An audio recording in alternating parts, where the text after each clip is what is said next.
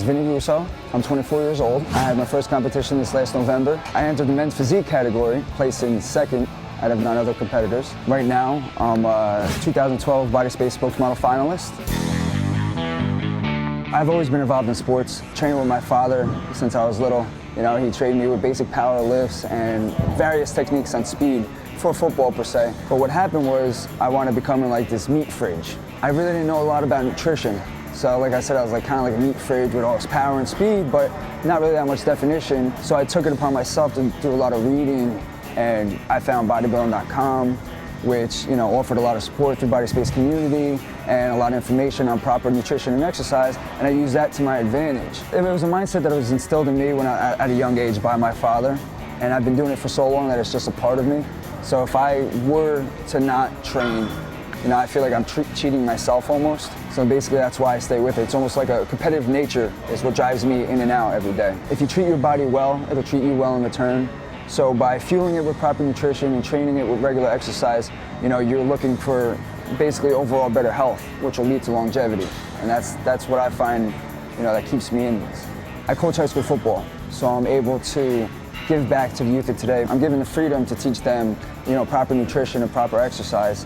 And there's an indescribable feeling that I get just knowing that I'm not only changing their body compositions through this proper nutrition and exercise, but I'm changing their mindsets. And maybe, they could take with them that mindset and maybe pass it to the family, or maybe don't eat as healthy, or, take certain risks, and, a domino effect could come out of this to where everybody starts living a healthier, fit lifestyle.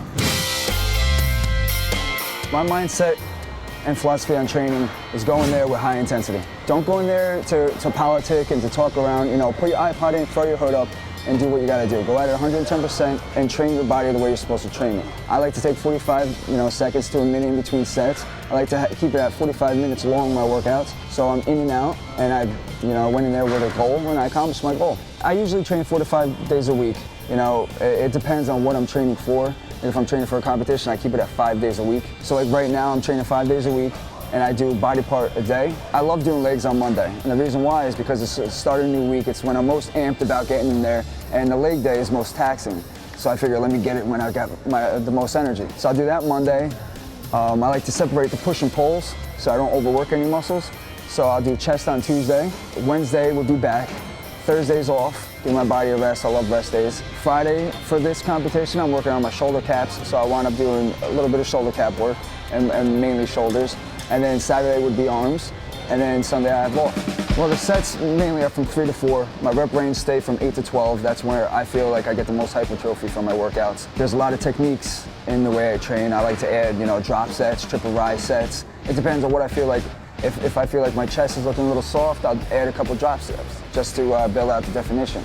Or, with arms, I'll do triple rise sets. I'll do a lot of rest pauses, just to keep variation, just to keep me excited to get back into the gym. I mean, if you're new to this and you want to come in and you want to keep yourself motivated to get in there, go in there, bring out a workout partner. You guys motivate each other, and just make sure that you're always adding different techniques. Do a lot of reading, find different things that you can do just to add variation. Go from free weights to machines, different weeks. On the off season with cardio, I like to keep it around 3 to 4 times a week. I'll keep it at low intensity. I'll do maybe like an incline speed walk, or I'll do an elliptical for about a half an hour, keep my heart rate in between a certain range. But when I'm training for a competition, it's 5 days a week, 4 to 5 days a week, and it's interval training. So I'll start off with like 2-minute walk, 2-minute jog, and I'll go back and forth for about 30 minutes. Then like 2 weeks later, I'll do a minute walk, a minute jog, and I'll do that for about a week. And then I get into it where I'm doing a minute jog, a minute sprint, and that's very taxing. And I do it right in the morning. I do it on a fasted stomach.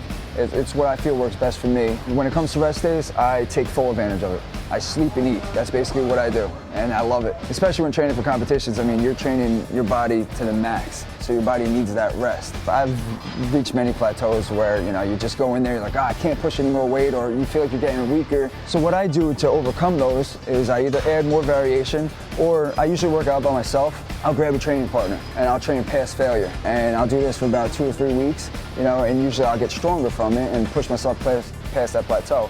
Now, if that doesn't work, then basically your body's telling you something, you need rest. So, even though you might not want to, you gotta take that week off, let your body heal, give it some time, fuel it the right way, and then get back to it, and usually you pass that plateau. I have absolutely 0 calves I have no calves, and I'm upset about it. It's just, I guess it's my genetics. I train them hard, and I train them heavy. They just don't grow, and that bothers me because I like having a big leg look, but I mean, they just don't really develop on me.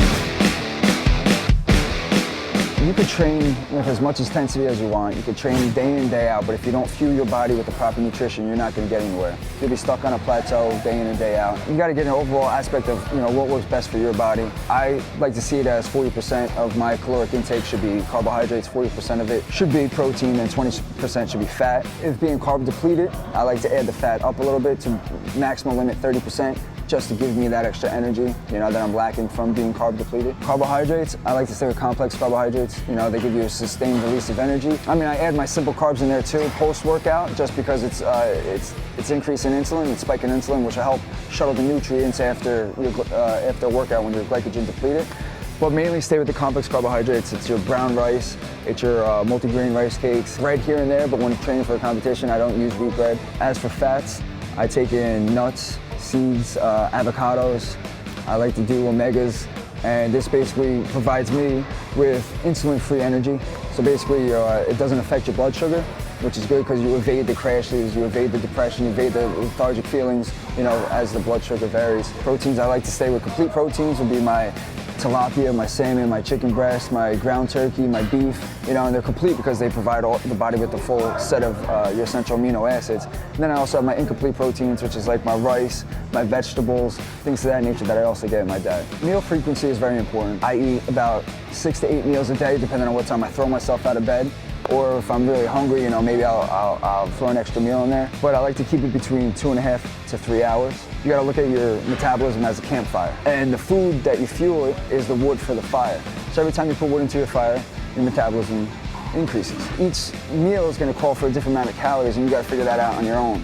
Like in your morning, you're gonna have your fats, you're gonna have your complex carbs, and you're gonna have your protein, which is gonna call for a lot of calories. But then let's say when you're at nighttime, when it's before bed, you don't want to have all that fat or all that carbohydrates, so it's going to consist of lower calories. As I get closer to competition, I don't go out with my friends. I stay away from the temptation. I mean, it's like 7 weeks out, that's it. I'll see you guys later. I don't want to be tempted to drink. I don't want to be tempted to eat bad foods late at night. But that's just me. That's what I feel works best for me. I'm not a big believer in cheat meals. I mean, a lot of people use them for psychological effects. I don't believe in it. I see it as if I have a plan, I'm sticking to it. I don't veer off it. I feel like cheat meals are kind of for the weak-hearted. If I'm not training for a competition or a photo shoot, I have nachos, I have wings, I have a beer here and there. That to me isn't cheating because I don't have a set plan. Once my plan's set, I don't veer off that set plan.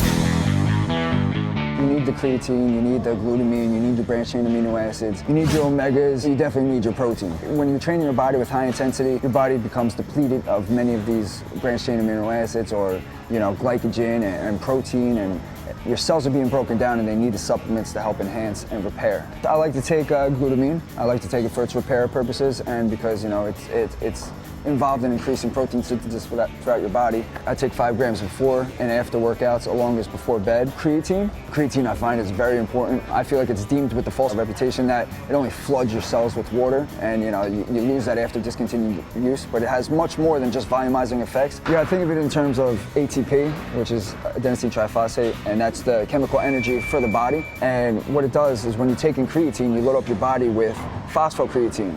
And what phosphocreatine does is get stored into your muscle fibers, and it's there to donate a phosphate group to your ATP, which becomes ADP after it releases energy. So it uses the phosphate group and it restores your ATP levels. So basically, the more creatine you supplement in your body, the more energy you'll have for maximum muscle performance. I also like to do conjugated linoleic acid.